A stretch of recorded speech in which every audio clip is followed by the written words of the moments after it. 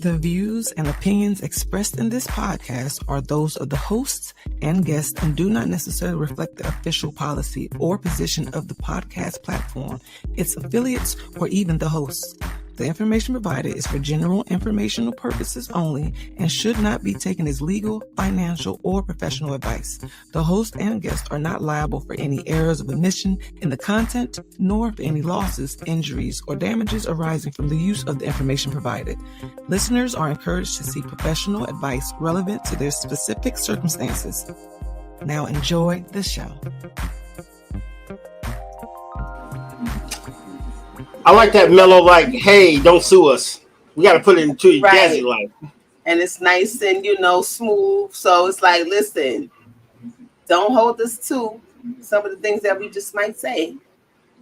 And he's still working with us. Our advice, don't blame us if it goes left. Okay? Well, the title is Running with Scissor for a reason, because God is still working on us, by the way. Absolutely. So, we just have life experiences. So we share. Indeed. We share. And it looks like me and you going to be sharing with each other because we're the light. We flying double instead of flying solo. We're not flying solo. We flying double. It's two. Got it. We are here. And we are glad that you are here. Those of you who have joined us already, welcome to Running with Scissors. As you know, I am your girl, Michelle, with the 1L. I am RG, unprofessional stunt double. Get it on the cheek. Oh, that's your name today. Okay. Oh, absolutely. It's the most randomest thing. It's a good job to have. I mean, that's a liability. Yeah. You need somebody to jump off of something on the cheek? Hire me. I grew up with a guy who's actually a stuntman now, but I should have known that's what he was going to be because he used to be on the monkey bars doing flips when we were kids. And I was like, I never said it then, but he's a stuntman now. It makes sense. And he's a stuntman in Hollywood. So he does stunts. How dope is that? People. Yeah. So all that busting his ass actually got me. All that flipping on monkey bars and hanging and swinging and all these different things. Look where he's at, getting paid the big bucks to actually do it for a check. And I think that's pretty dope. Nice. So tonight's topic is episode 21, how to keep your man happy, encouraged, and at peace. Ooh-wee. Yeah. So, I mean, okay. Yeah. All right. I mean, it kind of falls in line with last week to some degree, but we're going to see what twists and turns this journey will take us on today. No doubt. And we actually have a couple things on the internet we both seen, so we got that. And show's pretty action packed, and we might have a couple guests knocking at the door. Might have some people knocking. All right. So other than that, they can't come in unless they gotta pay. That's right.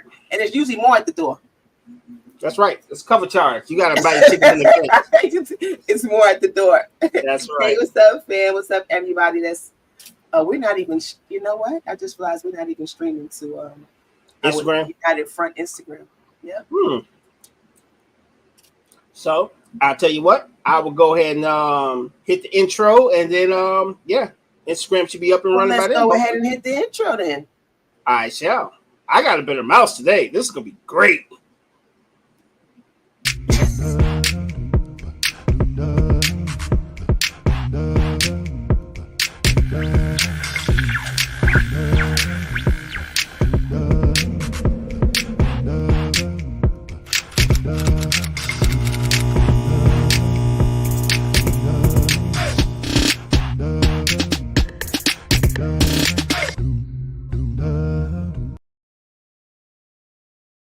And we are back.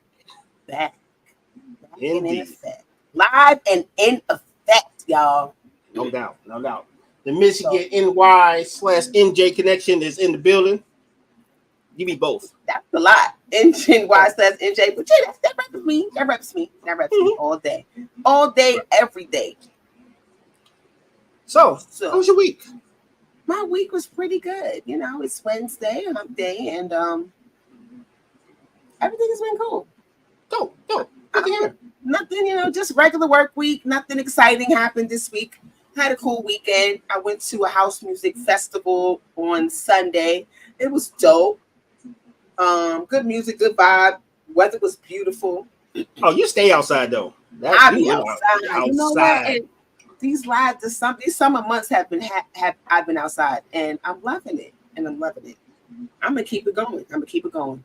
No, you should. It's time. We've been hibernating for about a year and a half or so. It's time to get back outside. You gotta be safe, but absolutely, definitely gotta be safe. Last year I wasn't outside too much.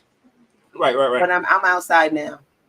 I found the community of people that I love to be around. So I think that's pretty dope. Like great vibes, positive energy, and all of that. So sweet. And I'm venturing out and I'm doing things by myself, which before was a hard thing for me to do.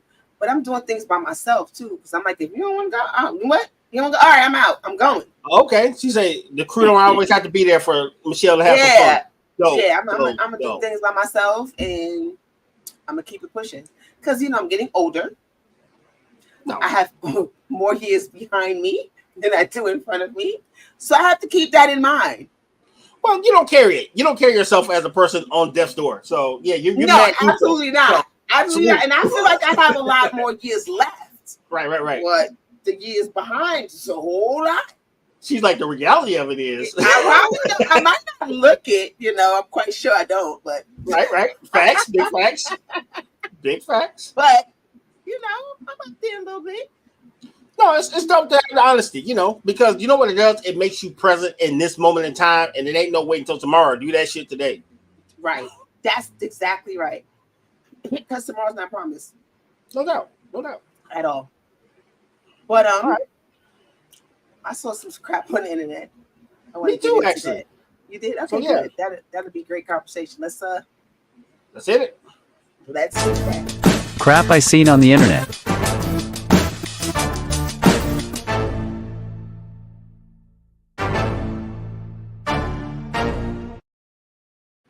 So, ladies first, what you got, right. sister? I actually have two things, but the one they may tie into each other.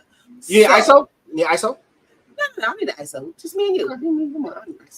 We talking. We just chopping it up. I got it. So the first thing, I don't know if I should start with the camera. You turn the way the person is, so it's like you talking to them. Uh-huh. Right, yeah. Even though I can't see the damn screen, I'm looking off in the corner.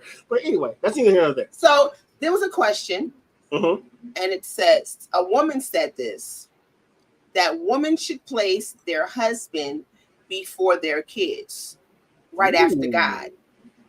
She says most relationships fail when women don't do that.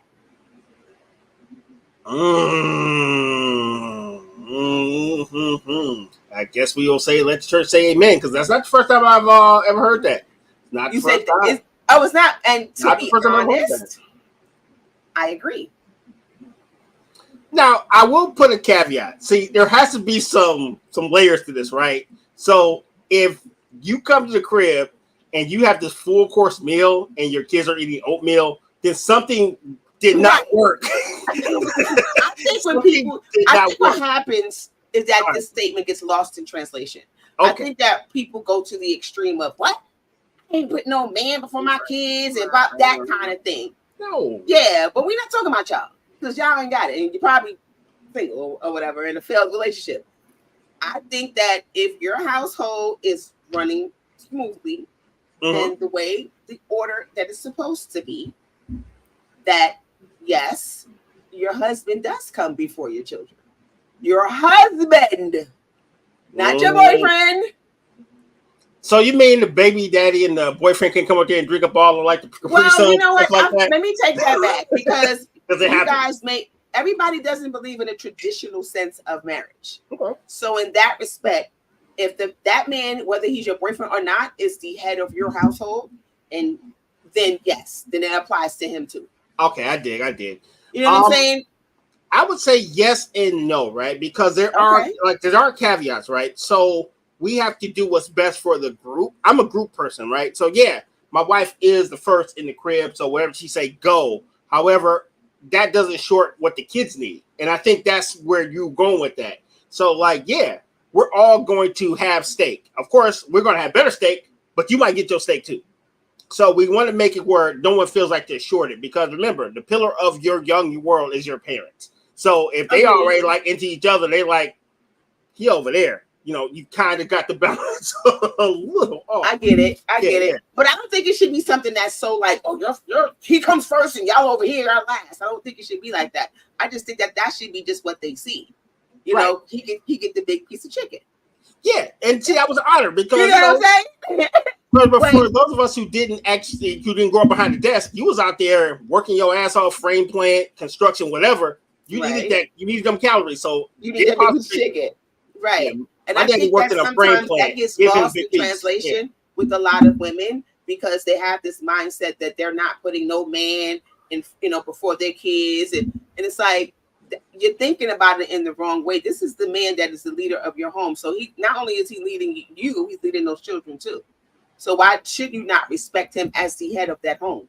And see, that's a red flag because a lot of people from blended families, they already had a situation where that child was kind of their companion, and it's hard to actually transition. So sometimes a blended family, especially men, end up having to literally compete with a kid that was there before. I get that, but that's the mother's fault, though. A little too much. I get that because if you've been a single mother and you've been raising your children, and now you have a man that comes in and now he's in your home, then it's been you and your children for all of this time. So now they have to share space with someone else. So yeah, that could be a little tricky, but then it's up to you as that single mom and that man to make them comfortable with that transition. Right. But as we know, oftentimes it doesn't go that way. It gets a little hairy at points. We're talking about a healthy dynamic here. So unfortunately, there are a lot of unhealthy dynamics that are not that, what it should be. So the point of the matter is that I agree with the sister's statement when she said what she said, that yes, your husband should come before your kids. And it's not a thing where, like you said, your kids are sitting over there eating cereal. Yeah, and we over here eating lobster and crab. Like, yo, that's a bit much. Hey, yo.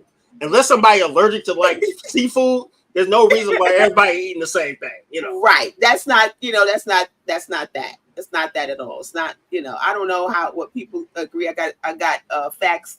Hey sis, in the comments. Yeah, because come on, ladies. I really want a woman to be on here that disagrees. I want to see why. But so far no one has commented yet. But it's all good. I know there are plenty.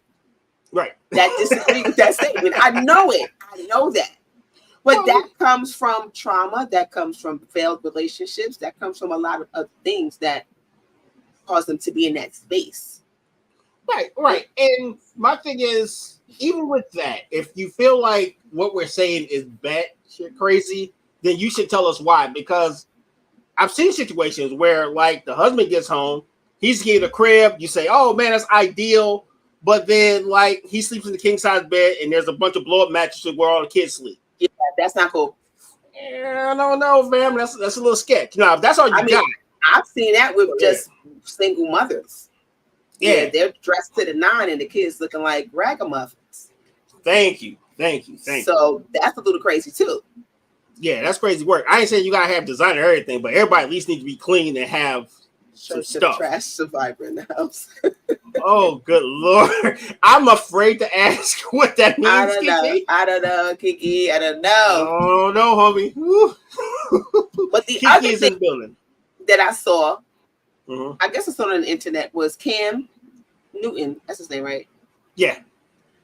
Had an interview with a therapist. I cannot recall her name at this moment, and forgive me for that. But she was talking about, because he has a lot of children in a few different homes. Really? I didn't know he was on the Nick Cannon tip. I didn't realize he had so many kids. I was like, he has 7 children, but he has 3 baby mamas. Nick Cannon got a lot more. So, but her point was, you have created a house and a home. The home is where you are currently with the kids that live in the home with you, and you've created that with the woman of that child. The houses, she said, are the ones that you keep creating with these other women where your kids live. So you feel like, oh, yes, you can take care of them financially, but you have not created a home with those children because you're not there. I get it, but co-parenting happens all the time. He just supersized it though. So yeah, co-parenting is great, but when you have a lot of children like that, there is no way that you can be present at every point in those children's lives. You're more present with the child that lives in the house with you. Got it. So yeah, you know what? That's fact. Yeah, you're more present in the child, and someone's going to be slighted. That's what I say about Nick Cannon and all these kids. Yes, you got the money, you can buy them everything, you can take care of them, you can get them everything they want, but oftentimes these kids want you. You can't be at every football game. You can't be at every situation. You can't be. Now I get it. You're a celebrity. Even if you had 2 children, you might not be able to be present at everything because of your occupation. But I guarantee you that you could probably finagle a little bit better than you if you got like 12, 13 children. Well, I would say it like this. Like, luckily, not that I know of, knock on wood, my dad was, me and my sister was those only children that we know of. Knock on wood.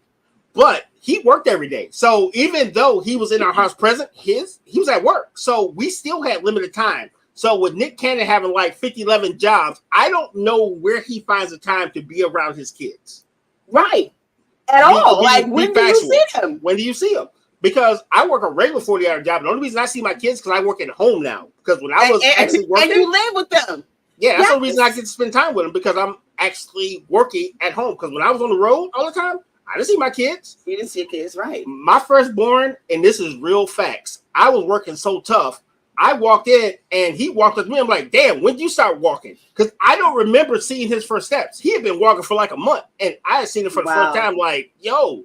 And that's what made me tell him, damn, I missed my man's first steps. How fucked up is that? But I couldn't stop working though. Because you got to pay the bills. You got to work.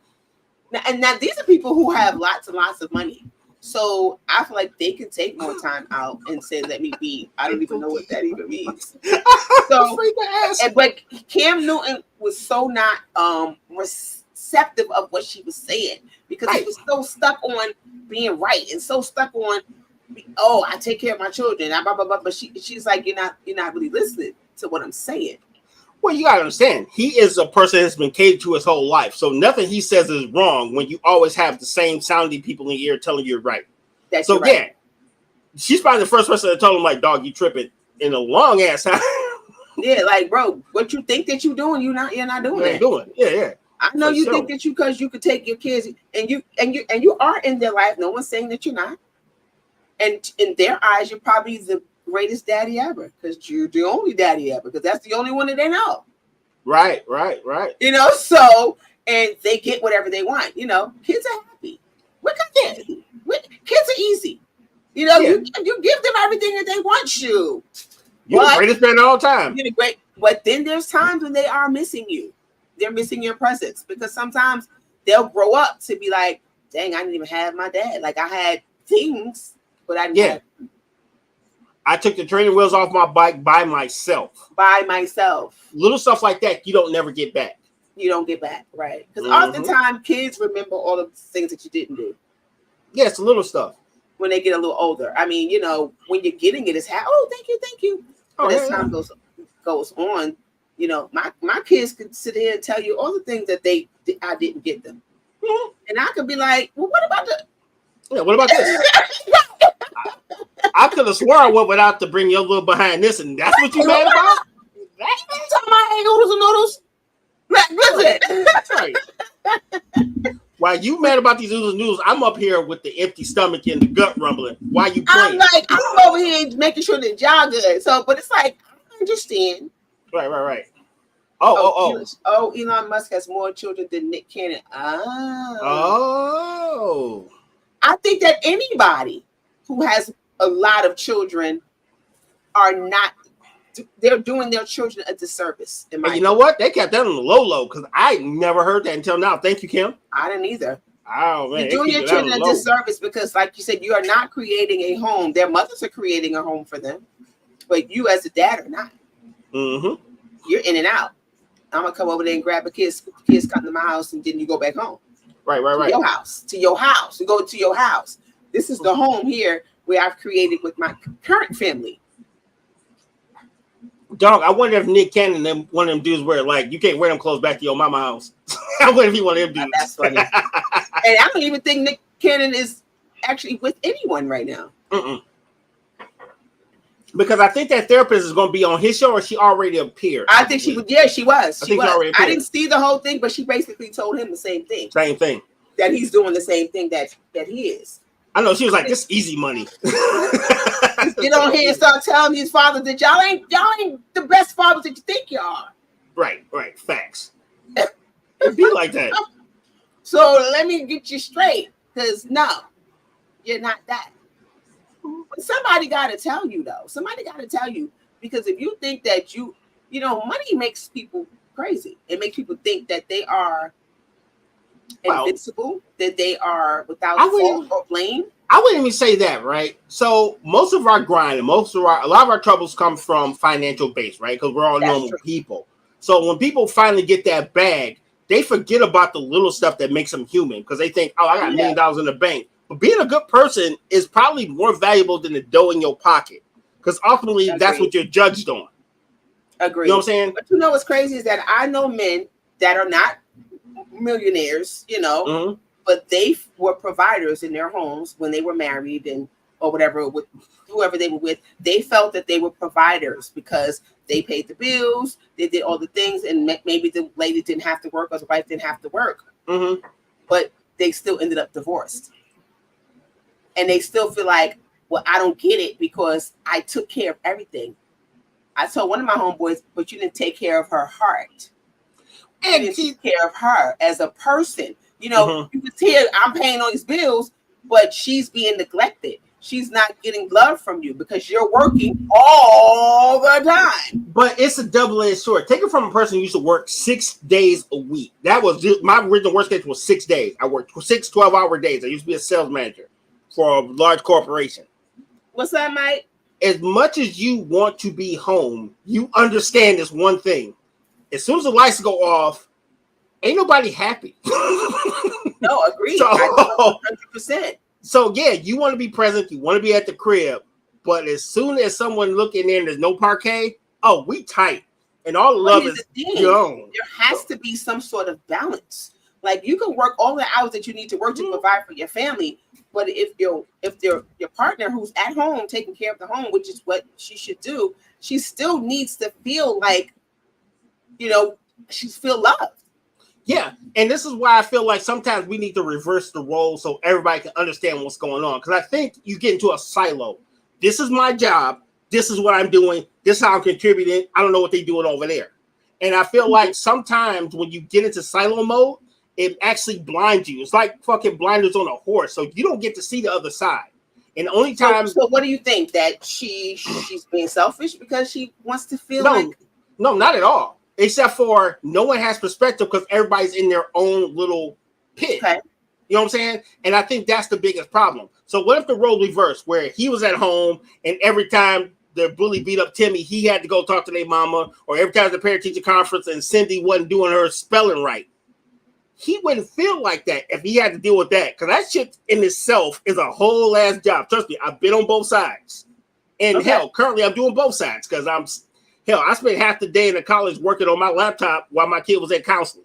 So I see it from both sides. But a lot of times it's this silo where you get so blinded by your thing and what you think you should be doing, you miss out on the bigger picture. Because some men and some women can operate like that, where this is your job, this is my job, we're going to be good. And some people need a blend of both. And that's where you have to kind of communicate. Right. There you go. There has to be a level of communicate. And everybody has to be willing to listen to each other, because if not, then everything's gonna fall apart.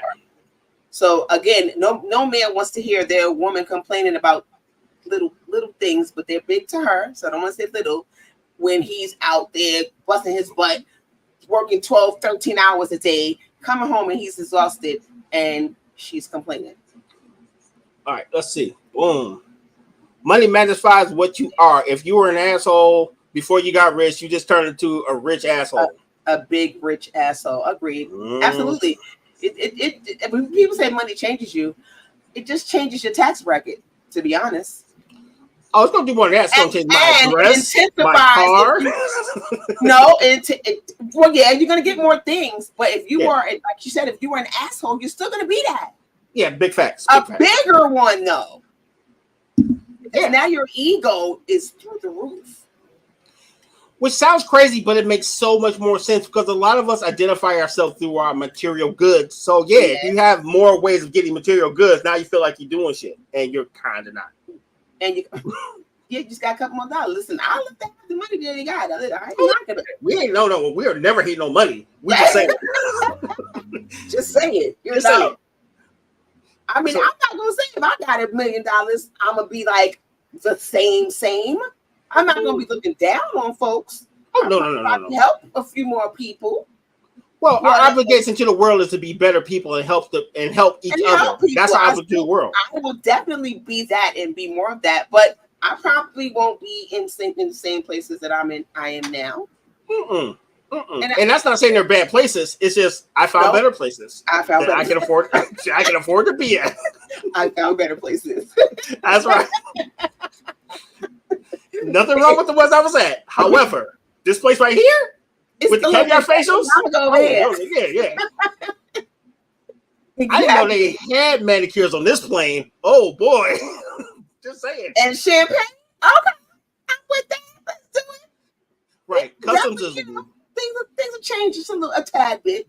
Yeah, landed at the private airport. Customs is one person who just kind of looks at yourself and lets you slide through. Yeah. I'm gonna be okay. I'm gonna be all right. I ain't gonna lie. I gonna sit there. Oh, I'm gonna get this money, and I'm just gonna be. I'll be humble. Yeah.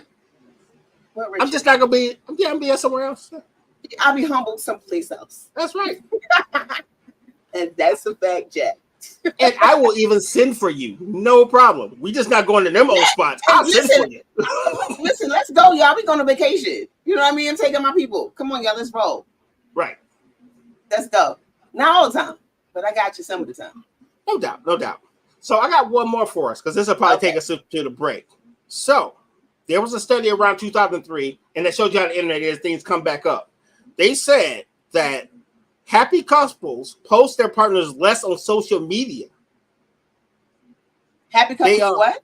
Post their mates less on social media. You know how you get them people with the hugged up, I love them so much, and you be like, damn, how much I love each other. It's less than people with partners with problems. So this new study confirms what many cynics have already suspected. Couples who share their lovey-dovey selfies all over the social media might not be as happy as you want the world to believe. A survey of 2,000 couples between 18 and 50 took a closer look at their happiness and levels of social media habits. The results found that those who shared 3 or more couple selfies per week are allegedly 128% unhappier than the people who are discreet about their counterparts. So they said if you got 3 or more posts, your ass ain't happy. No. That I'm comfortable with. I didn't say it was facts. I just find it funny. I'm quite sure there is some truth to that. But not all of it. I'm going to say not all of it. Right. Yeah, for sure. You know, and because I also saw a post that said single women over 30 are unhappy because they're not in a relationship. See, that's cap. It is cap, exactly. I'm quite sure there are single women over 30 that are unhappy because not, but there are a lot more that are good. Yeah. I would say yes. They're not looking for a man to make them happy. Well, so it's like this is definitely going to tie to our topic because happiness has to start in here and it goes outward. So if your ass is already mad as hell, I can't do nothing to make you happy because your shit's broken in here. Yeah, because if you think that you're gonna meet this fabulous man and he's just gonna make your whole entire world change and you're miserable inside, nah, son. Nah. He gotta compete with you. Yes. What man wants to compete with you? Like, don't make a man compete with you. Right. Find your happiness. Because my thing, it's like digging for buried treasure with no shovel. You just out here like this. Ain't no way I can figure out how the hell to make you happy. Absolutely not. And back to the other one real quick. The single posting. Now listen, I see happy couples that look really, really happy and they post. Some couples I know in person and I know that they're happy. everybody has a situation, but I also see couples that be capping for the internet. Mm-hmm. Because they over here trying to make somebody mad. Right. Like they ex. You know, right, like they ex, or somebody that just trying to talk, or trying to show other people that this is my man, and meanwhile he in 1,000 other women's inboxes and all kind of different things going on. So, or technically in 7 to 8 women's houses because he got kids there. Because there you go. There you go. My thing is, do what you want to do, share what you want to share. If you want to post your, I feel like I see organic things. I see just people just posting their partners. They on vacation. I'm taking pictures. I see some people that feel like they got to post everything every day, all day. He put on the socks, post. He put on the shoes. And I'm not mad at people who are. I love to see black love. I love any kind of love, and I think it's something super dope. And I love to see people that it's genuine and it's organic. Got it. I'm like I can tell the difference. Okay, but I think that's fair. It ain't my business. But what that report was saying, I feel like there is some truth to it to some degree. Yeah, but it ain't set in stone, y'all. Do what you gotta do. It ain't set in stone because I ain't listen. Post who you want to post. Post your man. Post whoever you want to post. Post your lady. Post, But I will say this. All right, and then say that, and then we're gonna go to break. What you got? If he ain't posting you, but he posts everything else.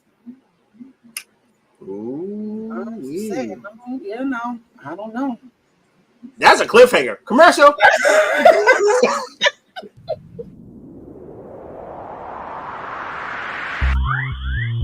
What up, peeps? RG from a United Front. Got a quick question for you. Have you always dreamed about podcasting, but you don't know where to start or what even platform to use? Well, I can answer one of them questions for you from the start. Make StreamYard your first investment in your podcast future. StreamYard's easy to use, and it allows you to go live on multiple platforms at once. So, Facebook, YouTube, Instagram, you can stream them all at the same time. Show us some love. That's my point. When you open up a StreamYard account, use that link below.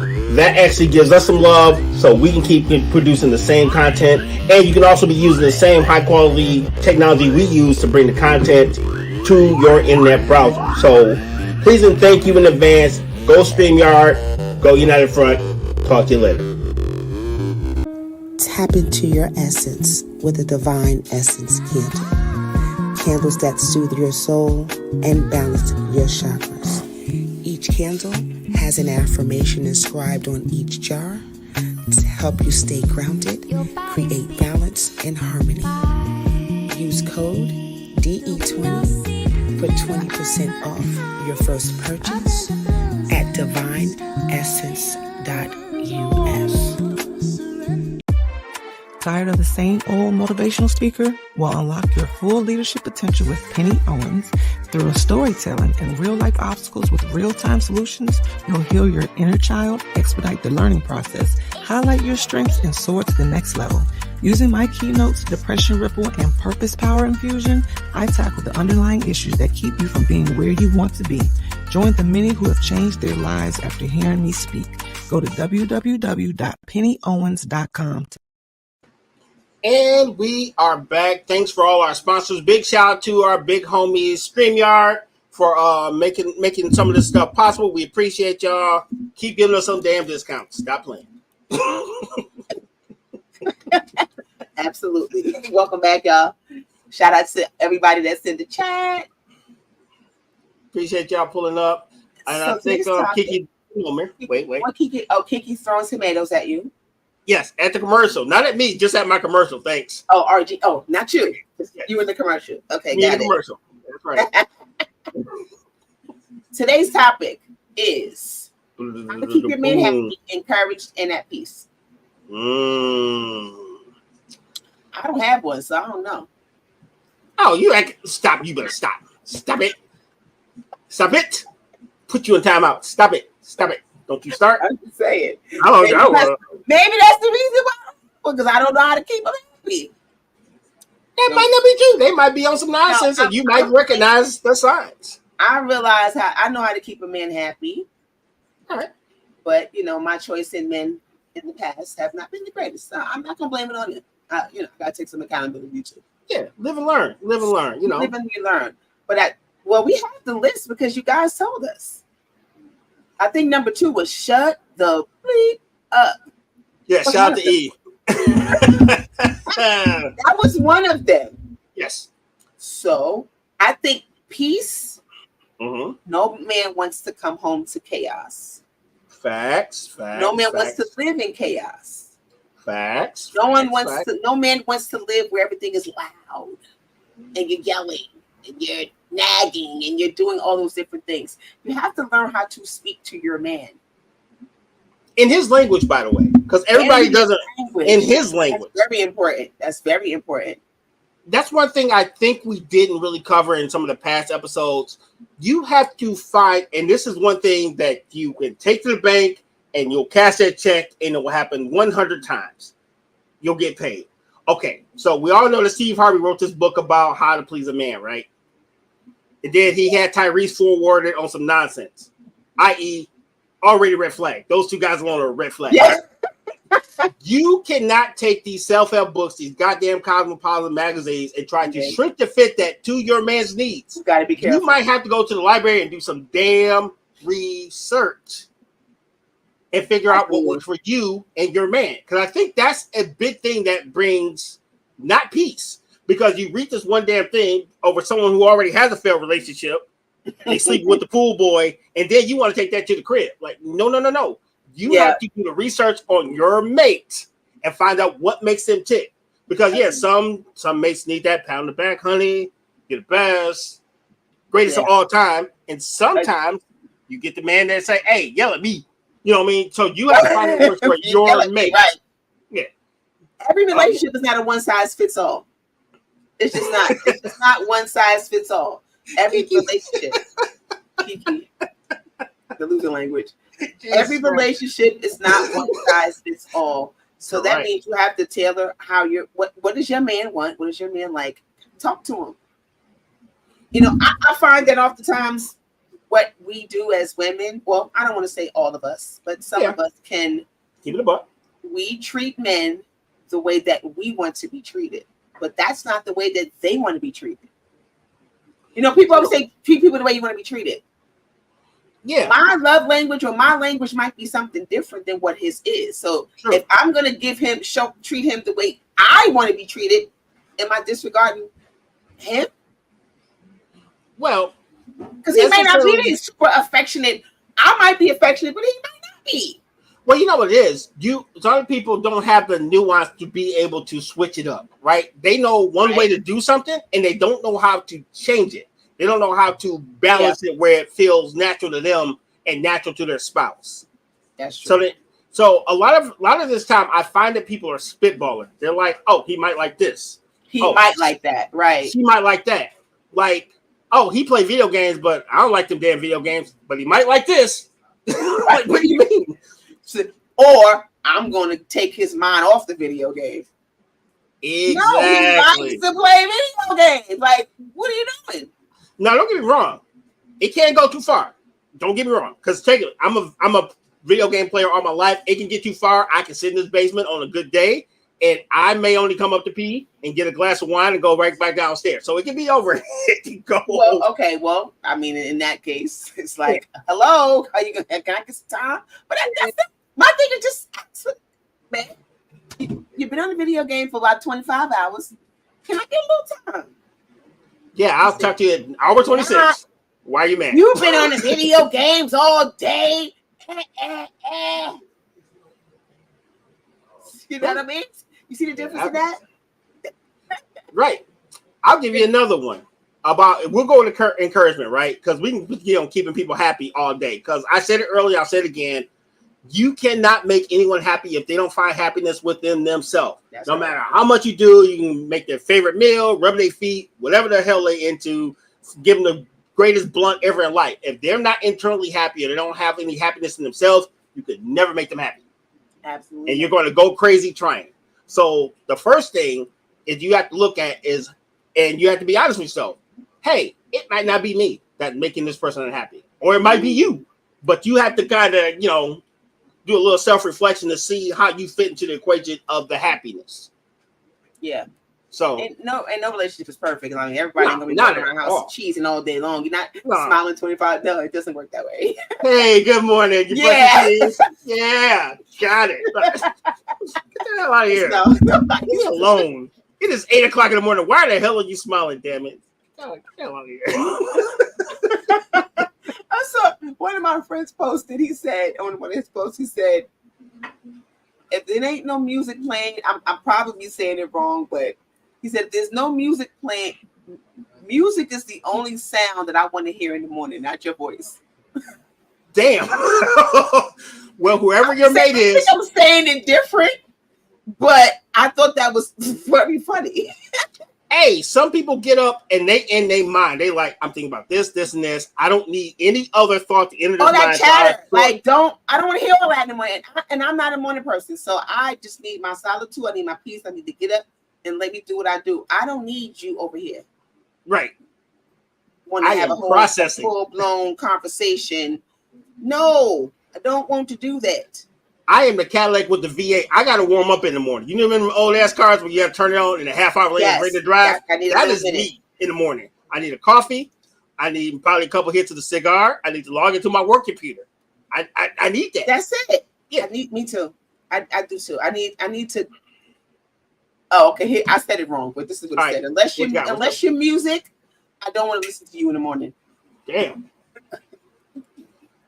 That's cold. And funny, by the way. It is funny, right? You're like, dang. It's hurt my feelings before I even start talking. Right. Hey, I'm like, Okay, okay, how about if I turn the music on and sing what I got to say? Like, me, take out the trash. Jazz hands. You said put it in a song. You said sing music. I guess play an instrumental. Like, and start singing. Little soft routine. Like, little routine. Wild, wild west. Take out the trash. Wild, wild west, you know. Exactly. Switch it so up. I get it. How to keep a man happy. I think I have I know how to keep a man happy. It's just gotta, you just gotta find the person that find your person. Find your person. That's really what it is. Because if the person is not your person, you might not ever be able to make that person happy. Right. And don't use cliches. Use them as maybe a guide or a clue of where to go next, but don't use the cliches and expect every man to respond to you the same way. Because a lot of women think that if I give him some food and give him some ass, he's fine. Oh, yeah. The hell with his soul. The hell with his emotions. The hell with the whole day. I know he lost some job. I'll just give him some ass. He's fine. And the two things that you just named, he can get anywhere. Thank you. Because a lot of people don't understand. Like, and this sounds derogatory, but you'll get what I'm going with this. Yeah. Women are not a dime a dozen, but they're not that hard to find. Right. So why is he with you? Because of the spiritual and the connection he has with you. Yes. So you have to maximize the connection you have with that person. And you can't just do all the cliche things because you become just like everybody else, and that makes you no more unique. Because if you're the mate, whether you're a guy or girl, you may not be a mind reader, but you should have a clue. Like, I may like these pink Nikes, but she may not like it because she fucking hates pink. I don't care if they're Air Max or Jordans. Right. Little stuff like that, little details like that go a long way towards encouragement, peace, knowing that someone's paying attention to those little things. You know what I'm saying? Know your partner. They want to learn. Be willing to learn. Learn your partner, right? You gotta learn your partner. They want to feel, your man wants to feel safe. Men want to feel safe too, Yeah. Women don't, it ain't just about women always want to feel safe. I need a protector. I need a provider. Your man wants to feel safe too. Of course, we're not talking about porn, like, oh, I'm going to save you from out here fighting. Hey, don't get me wrong. These women out here different. Women out here, though, don't get it twisted. These women out here throwing hands. Out here that's throwing bows. Trust. Hey, I'm going to take you back to a couple of days ago. Like, sir, would you like an arm bar? Huh? Remember when I told you the rear naked Yeah. Girls be like that nowadays, so I may not have to worry about protection because he might put you in an arm bar. I may be dialing 911 for you. So don't get it twisted. A lot of men saying that they can't be vulnerable. Oh yeah, absolutely. Because a woman, will make them feel less than if they're being vulnerable. Because one of my homeboys said one of the illest things I've ever heard. And we was sitting in a bar. Shout out to the homie Big T. He said the illest thing to me, and it stuck with me for like ever, and I still use it this day. He was like, he was going through, I hadn't seen him in about a year, we jabbing and talking, and then he started talking about everything he was going to. And I put down my drink like, hey dog, you all right? Like, goddamn, my bad. I'm bitching about my little bullshit and you on some other stuff. I felt bad when he told me what he was going through. You know what that man said to me? He's like, you know what, RG? I'm having some rough times. I'm going to go in the bathroom. I'm going to cry. I'm going to get together. And when I walk out that door, I'm still Big T. And I was like, damn. He said, I'm not going to let all that stuff around me change who I am as a person. And I was the illest thing I ever heard. I was like, wow. And that is one of the things that men have to find this level of solitude, because sometimes those vulnerable moments they can't share with anyone. Right. Yeah. They can't share them with anyone. And then when they try to share them, it's like, all right, you said. Yeah. Here's the light bill. Right. Or, yeah. Oh, well, I had a bad day at work today. Yeah. Or my daddy didn't feel like that. They look at you like just because you don't respond the way your daddy did or whatever. But the way your daddy responded was wrong. Well, you didn't see your daddy sitting in this. Let me not say it was wrong, but right. That's a whole other generation. Like, yeah, our father's generation, they showed no vulnerability. They showed no emotion because they were men. And well, they were the men of the house, and they had to be the providers of the house. They didn't have time for that. Right. And times were different to the point where guaranteed they were somewhere that you didn't know about having a moment. And you gotta understand, a lot of people, yeah, they may not come out and cry, but that shit's gonna come out somewhere. So coming out somewhere. Yeah, he may not cry in front of you, but if the Jack Daniel point a little heavy, if he takes a little longer to get home, that's all that shit that he. So yeah, it's coming out somewhere. It's coming out somewhere. It's coming out somewhere, like, and hopefully you won't end up with siblings. So just say it.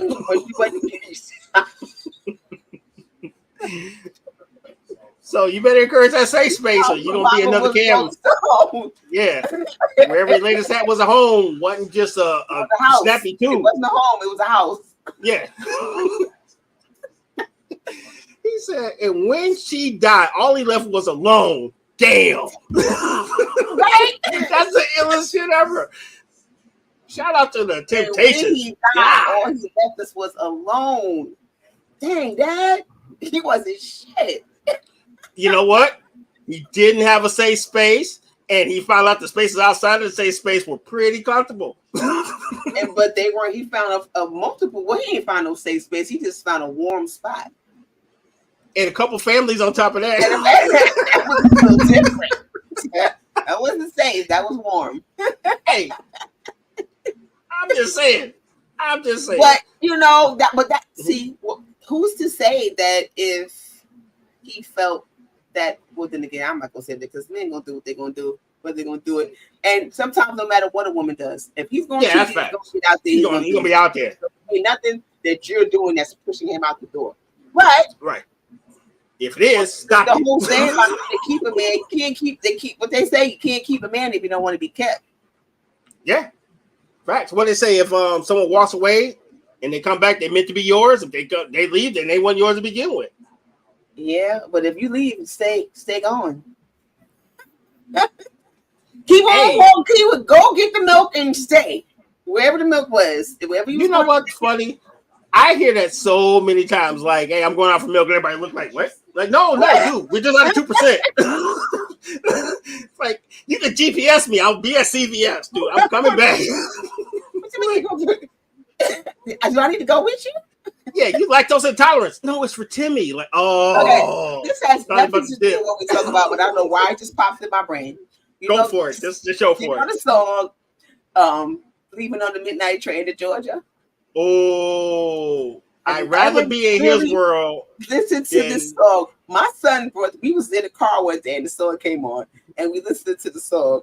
And my son was like, it sounded like he ain't want her to go. He was already gone. Remember, she was leaving on the He talking about, I'm going with you. And my son said, he's gonna go. So you know what the funny part is? She said, I got to go. He already left. Her ass is getting to Georgia so she could see what the hell he's doing. He was already gone when she wrote the song. I'd rather live in his world than him live within mine. Which means that to be without him in mind. So she already gone. Yes, to be without him. So he came, he tried it with you, wherever you was at, but it didn't work. I can't do this here. I got to go. I got to go back to where I came from. And nowhere in that song did he say, I need you to go with me. Because he went, you live in Macon, he went for milk in Atlanta and never came home. And now you're on the train trying to find him. He's leaving. And I got to go. I got to go. No, stay. No. There was plenty of milk in Macon, Georgia. He didn't want to buy it there. He didn't want you to go. And he did not ask you to go in. If he wanted you to with him, he would have stayed with you.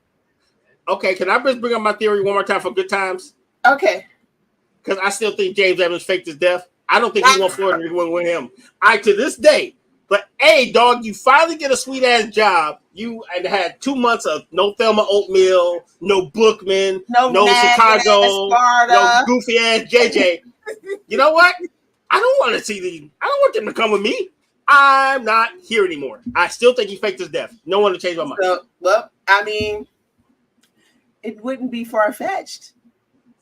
So Florida should have gotten that midlife train to Georgia too, because James out there living his best life. He should have went to Mississippi to see where he was at, because he was somewhere living his best life, making that good money too. He went got him a good job, making that good money, and said, "F this family."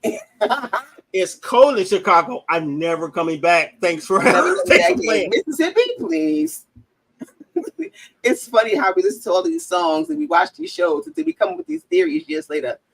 And it was funny because my son, he's freaking 35, but he's saying this because he just listened to the song and he's listening to the words and he's like, that don't sound like he wanted her to go.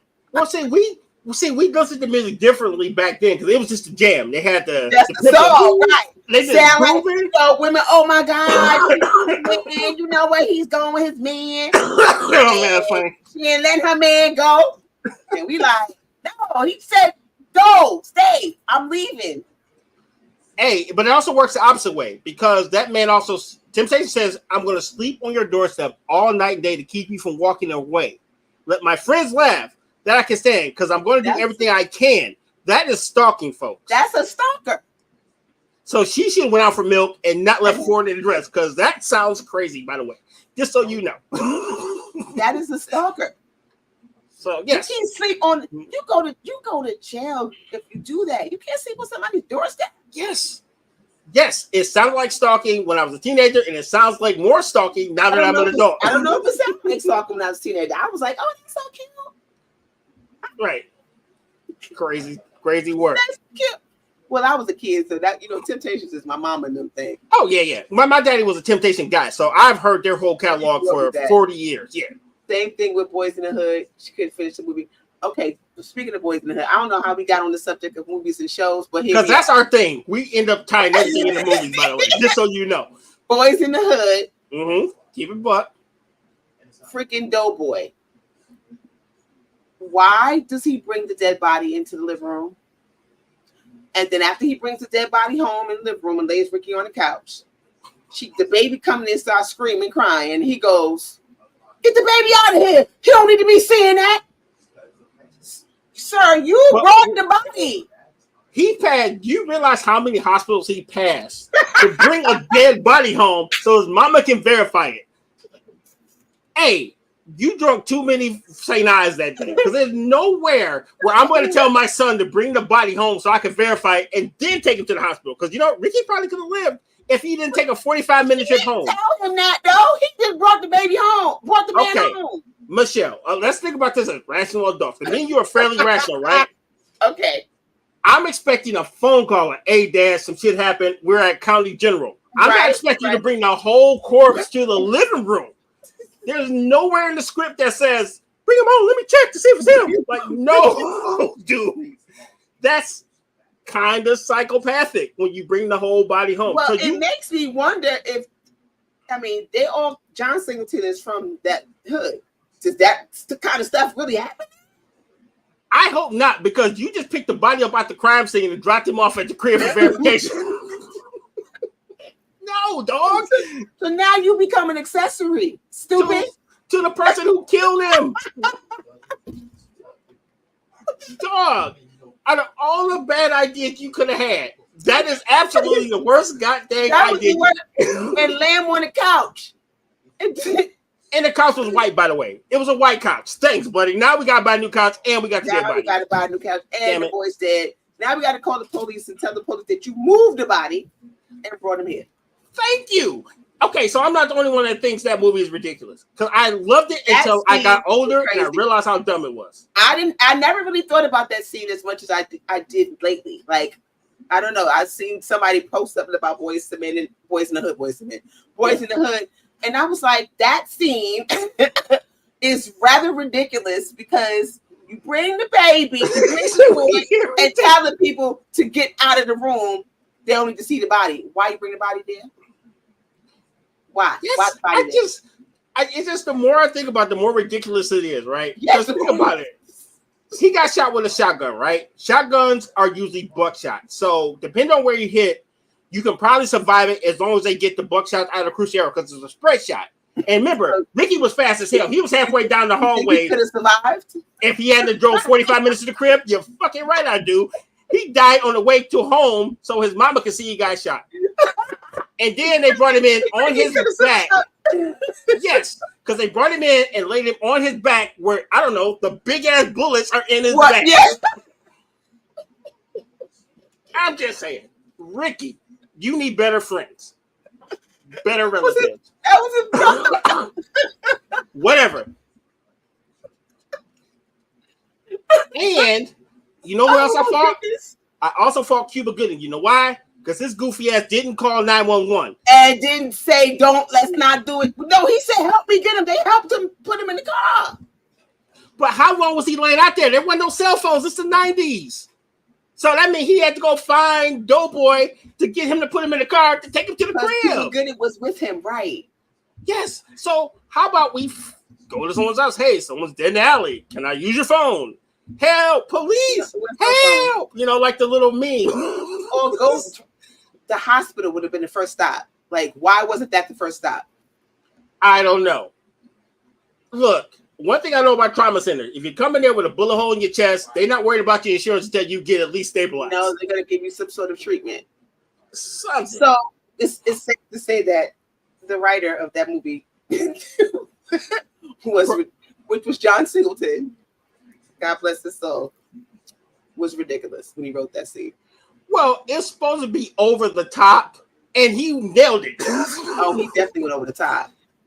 But you know, and he used a lot of real street gang members and everything. Yeah. So maybe this was life in South Central. I don't know.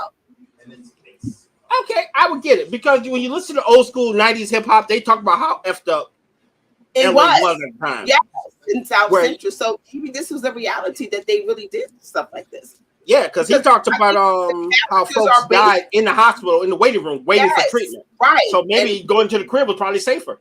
Well, could be that too. And their characters were based off of real life people. I didn't know that. Yeah. Mm-hmm. Yeah. Nice. Because that's where he grew up. So, you know, maybe we are just overthinking and maybe this is something that actually happened. No, hell no. You're not bringing a dead body to my house. This ain't Pulp Fiction. Fuck all that. I don't care what you say. Listen. Don't bring the body to my house unless you plan on burying him. And then the mama said he's the one that did it. She blamed him. Well, you did bring a whole body to the yard. Who else I'm gonna blame? Because the person who probably would be investigated, he gone. I'm just saying. Let's see. Immortalized is a law where you can't look into insurance. You have to treat people at the ER, regardless of the ability to pay. Yes. Thank you. Absolutely. So at least get the bullets out, Ricky, back and take him back to the crib patched up. That's what I'm saying. Just help your boy out. So he was still dead, huh? Just patch him up and that dead? No, I'm just saying get him stabilized and then bring him home. Like, damn, he got hurt. It goes over better than you bringing a whole body, of course. It goes over so much better. Just saying. Okay. I mean, yeah, I guess. You know what? The fact that you question these actions makes me worry for you. She's like, yeah, bring him over. I'm just saying. The whole thing. He's like, what is going on? What is actually going on? You listen. I'm talking to a guy who said that James Evans faked his death. Yes, but you know what they didn't do? They didn't bring his corpse back to Chicago. They didn't do it. You have a point. It's not like I said, oh, James, we gotta take him back to Chicago. 9 hours later, here he is. Poof. At the door. Yeah, like gutting him like a goddamn deer and just left his guts in a little bag like you preparing him for dinner or something like that. What the hell going on? You ain't never lied about that. We went all the way off topic, but this was no fun. doubt. Yeah, no doubt. That's what we do, man. We are running with scissors, and this is us at our finest. Scissors. And we have an announcement because Running with Scissors will be moving to Tuesdays. Yes. Starting next week. No. Yes, I'm just messing with you. No? Yes, right? Yeah, I'm just messing with you. Yeah, you're right. Oh, okay. Leave me alone. Okay, Running with Scissors will be moving to Tuesdays at 8 o'clock, same time. Yep. And we're making room for a new show. Yeah. It's going to be coming on Wednesdays at 8 p.m.